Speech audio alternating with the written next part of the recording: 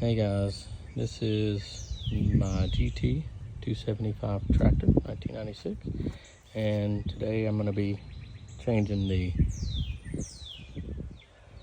oil filter. So down here is the oil filter as well as the drain plug here, and actually I've already drained it, so it's not quite as easy to see, but I normally loosen up the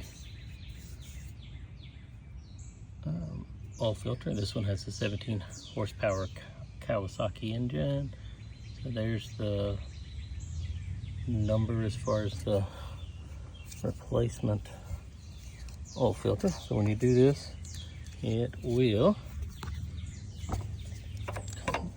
drop some oil down in here, and it's going to end up draining out of here. This is also the drain plug, or at least that's what I use. I'm not sure if there's another one that's even lower, but the drain plug's right here. And we gotta go righty tighty, and it is loosey loosey. And there we go. And pull this. And of course, like I said, I already drained this, so it's not as big of an issue. Drain it out. It's gonna come down here, get your drop pan down on the bottom, collect it, and you're good to go. Let it drain for a little while, and pull the, basically do it in reverse. Then, after you get the drain plug, get that bolt back on, you put back the new oil filter. That's the old one. I'm just putting it back on there to keep it clean. And then you fill it up.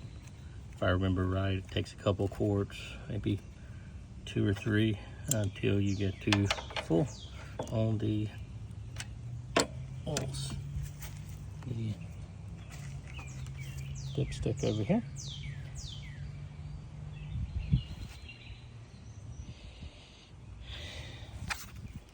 Kind of hard to see, but it's got a little